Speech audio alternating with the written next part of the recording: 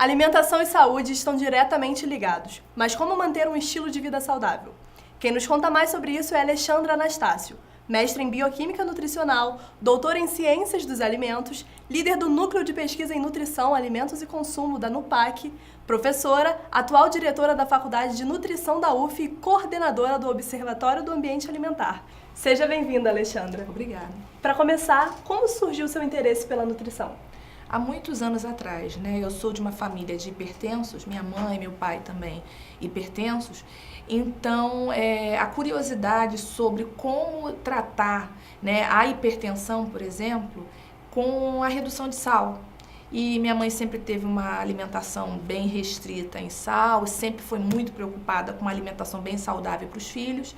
E a partir daí eu comecei, desde o ensino médio, que gostava bastante de biologia, a me interessar também em entender como os alimentos poderiam interferir na saúde da gente.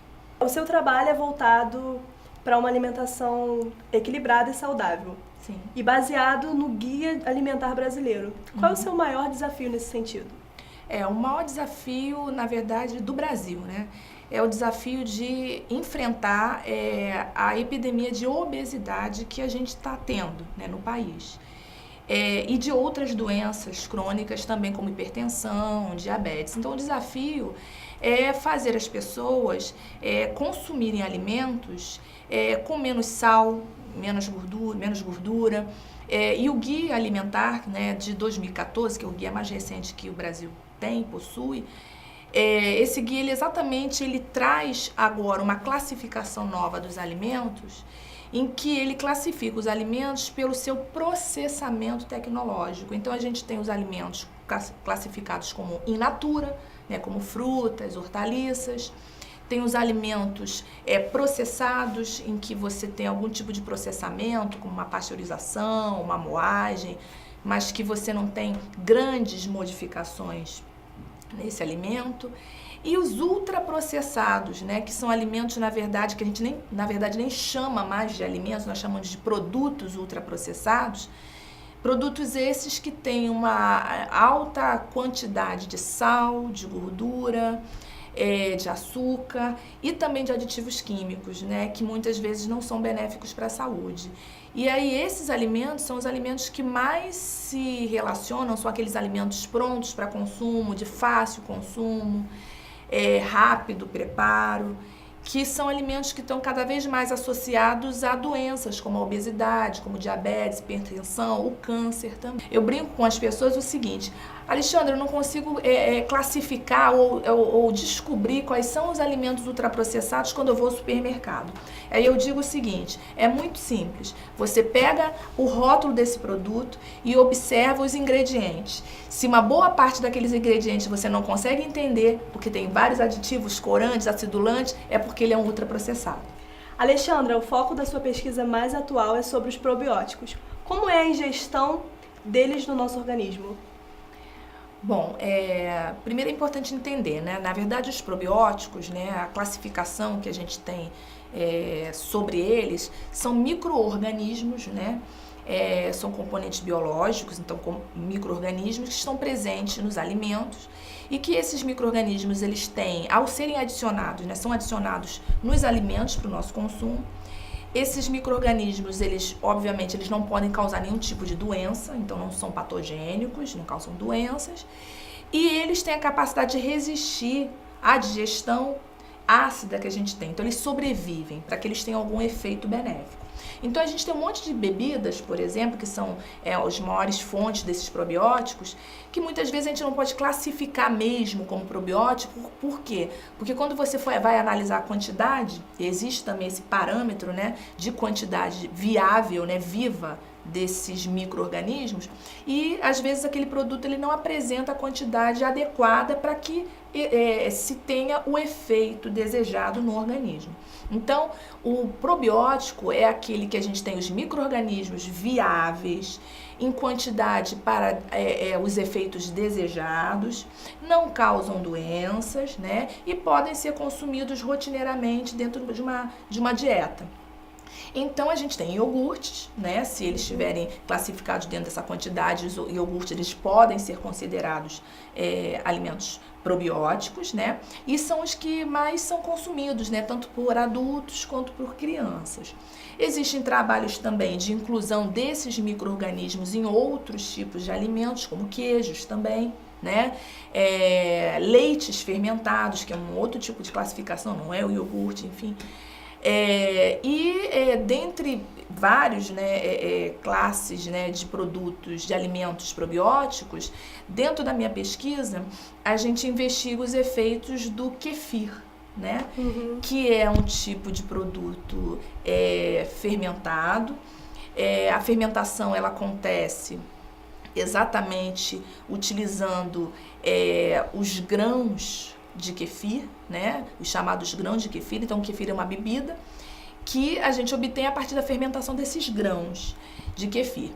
E esses grãos, eles têm duas classes principais de micro-organismos, que são os lactobacilos, né? Que fermentam, que utilizam, que consomem a lactose presente, e leveduras, tá? Que podem fermentar a lactose ou não. E isso é o que diferencia o kefir de outros probióticos como o iogurte, né? O iogurte ele tem basicamente lactobacilos e o kefir ele tem uma variedade muito maior de micro-organismos e por isso o efeito benéfico para a saúde com o consumo do kefir ele é bem mais pronunciado do que com o iogurte. E qual é o efeito do kefir no organismo? Bom, na verdade existem vários efeitos, né? Quando a gente pensa que o nosso intestino, né, ele possui vários tipos de bactérias. Se a gente no intestino tiver, por exemplo, um momento de desequilíbrio dessa microbiota, desse ambiente de micro-organismos, e a gente tiver mais micro-organismos patogênicos ou que causam doenças, quando a gente consome o kefir, vão vir bactérias benéficas e que vão competir com essas bactérias que causam doenças patogênicas. Então, esse é um primeiro efeito.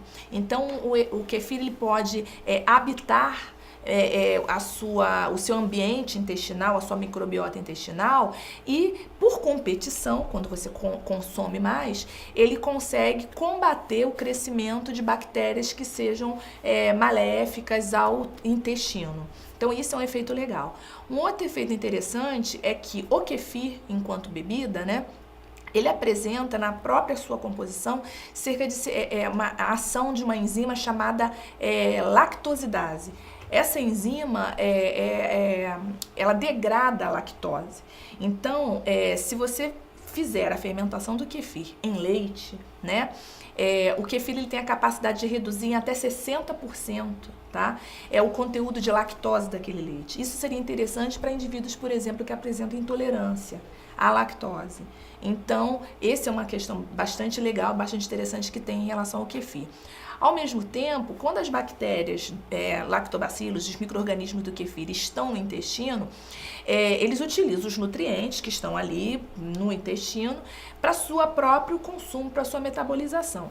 Nesse processo, eles produzem ácidos. E esses ácidos também ajudam a destruir, a combater o crescimento de outras bactérias que sejam maléficas. Tem também algumas evidências do kefir como uma substância anticancerígena, estudos em células, né, não são estudos em humanos. Estudos também demonstram que o kefir ele tem a capacidade de reduzir a síntese de colesterol do organismo. Então, pessoas que apresentam níveis elevados de colesterol, o kefir ele poderia ser uma alternativa importante para a redução de colesterol, né? E os probióticos, de uma maneira geral, eles cada vez mais, né, as pesquisas elas estão apontando que uma série de doenças, como eu já citei, como a obesidade, diabetes, enfim, elas podem se associar com um desequilíbrio da microbiota intestinal. Então, se você consumir produtos, alimentos que promovam o equilíbrio dessa sua microbiota intestinal, e aí não só o iogurte, como o kefir e outros, você poderia estar prevenindo a ocorrência dessas doenças. Faz parte também da sua linha de pesquisa a saúde da mulher e da criança. Qual a relação do probiótico no aleitamento materno? Isso, existe uma relação muito importante. Antes até do aleitamento em si, a gente já sabe que mulheres que consomem, né, probióticos na gestação, esses micro-organismos eles poderiam colonizar o intestino dessa mulher gestante e passar. Esses micro-organismos poderiam passar e colonizar, né, passar pela placenta e colonizar o intestino do bebê, ainda dentro enquanto feto. Isso seria interessante porque muitas pesquisas estão apontando que os probióticos eles têm um papel muito importante na saúde cerebral da criança. Quando o bebê nasce, né, e a mulher continua se beneficiando do consumo de probióticos, esses probióticos continuam colonizando o intestino dessa mulher, combatendo a proliferação de patogênicos e via uma circulação que a gente chama de enteromamária, né, do intestino para a mama, esses probióticos eles poderiam ser secretados, liberados no leite humano. E aí a criança também se beneficiaria de um aleitamento materno. E por isso a importância até de que haja o aleitamento materno exclusivo para permitir, durante 6 meses, para permitir a criança ter acesso a essas substâncias presentes no leite, não só nutrientes, de uma maneira geral, mas os probióticos também. E existem investigações que mostram que esse consumo de probióticos cada vez mais precoce, via leite humano, também se associa à prevenção da obesidade, também se associa a um desenvolvimento cerebral mais adequado para a criança. Estávamos conversando antes da entrevista sobre uma página movimentada pelos seus alunos, Observa UF, em que teve um post muito interessante, né? Comparando a ingestão de um pacote de biscoito a 7 pães. Me conta mais sobre isso. Isso, a gente tem uma página, na verdade, um projeto de desenvolvimento acadêmico lá dentro da UF, o Observatório do Ambiente Alimentar da UF. Então, esse é um projeto que visa, basicamente, observar o ambiente alimentar da UF, né? Como esse ambiente pode influenciar a ocorrência de uma alimentação saudável, né? A partir daí, né, uma das ações do observatório, além de promover, divulgar, né, o consumo, preparações saudáveis, alimentos saudáveis para a comunidade da UF e fora da UF, uma das ações foi exatamente a gente criar a página do observatório, né, o Observa UF. E aí, nessa página, que é movimentada realmente pelos alunos, e eles que desenvolvem as ideias, enfim, e fazem a pesquisa sob minha supervisão, houve um post que foi a questão da comparação do valor energético de um pacote de biscoito recheado de chocolate, né, com a quantidade equivalente a pães franceses. E foi uma grata surpresa porque a aluna ela teve todo esse desenvolvimento, esse trabalho de calcular a informação nutricional, mostrar que esse pacote ele equivalia a 900 calorias de energia e que essa quantidade energética, só pensando na quantidade energética, equivalia a 7 pães franceses. E aí a matéria, ela, na verdade, ela instigava, né, o leitor a refletir se, por um acaso, eles consumiam 7 pães franceses. E a maioria das pessoas dizia que, claro que não, é impossível a gente consumir 7 pães.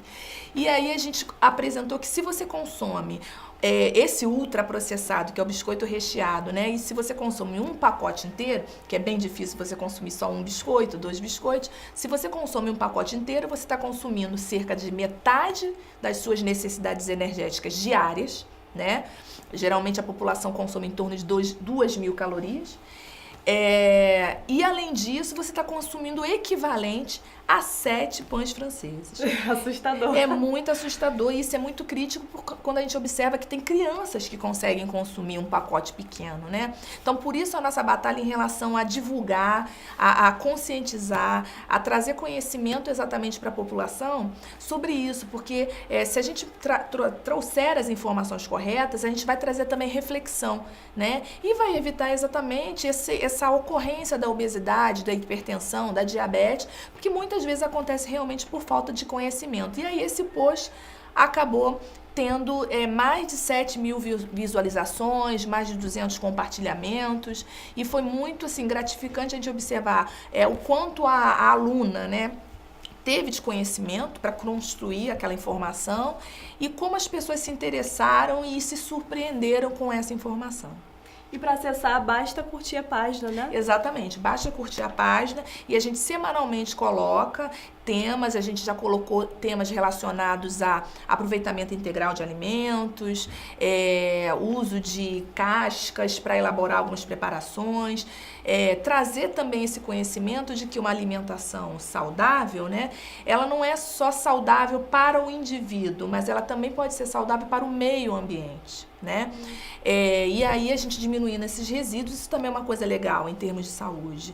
Outra ação futura, né, do observatório também vai ser a gente divulgar cada vez mais a agricultura agroecológica, né, sem utilização de aditivos químicos, como uma alternativa para o consumo da população e fazendo uso, né, tornando parceiros agricultores ecológicos, pequenos agricultores, o consumo desses alimentos sem agrotóxicos ele fica mais barato, né, porque uma das restrições das pessoas é porque consumir alimentos orgânicos não é barato, né, é um pouco mais caro, mas se a gente privilegiar exatamente a agricultura familiar, isso talvez seja uma coisa importante, interessante e que facilita o consumo.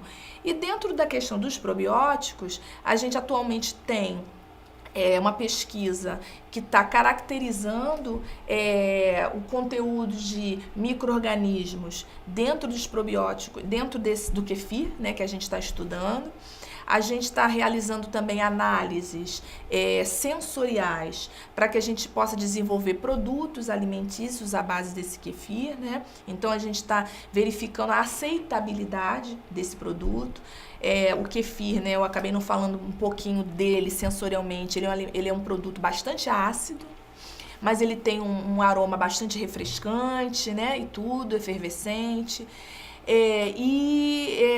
A gente desenvolver preparações agradáveis, né, para consumo é um dos nossos focos atualmente.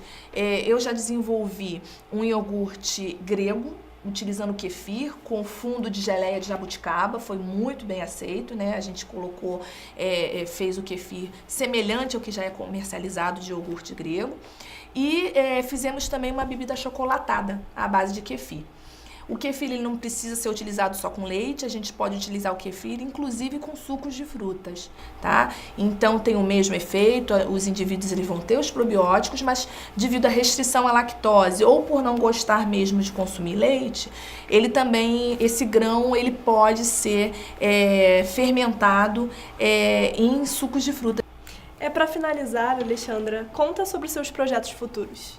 Então, dentro dos meus projetos futuros, a gente está estudando o leite humano, né? Então, a gente vai partir para estudar a capacidade antioxidante desse leite, a capacidade que esse leite tem benéfica, né?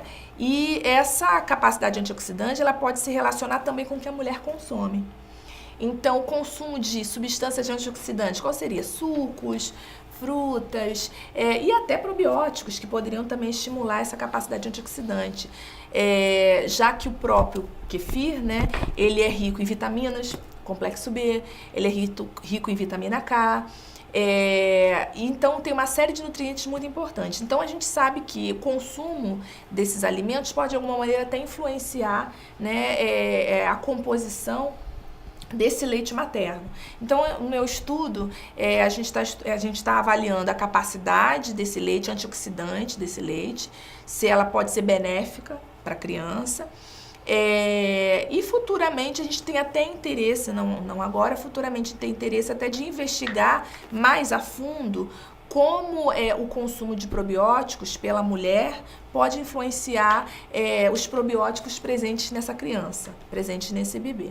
E os estudos com kefir, com a elaboração de produtos também de kefir, eles estão prosseguindo, estão avançando também, porque a nossa intenção realmente era tentar elaborar um produto que tenha uma boa aceitação, né, uma boa aceitação, e até, quem sabe, se possível, patentear um produto inovador à base de kefir, que no Brasil não existe. É um dos países que não tem ainda sendo comercializado o kefir, né? É uma outra vertente que a gente pode acontecer dentro da linha da inovação tecnológica. Mas, a princípio, a gente está desenvolvendo exatamente mais para difundir o conhecimento sobre kefir. Muito obrigada, Alexandra. Obrigada. Eu desejo sucesso nas suas pesquisas. Obrigada. Fabiane Muniz, para a TV Juliano Moreira.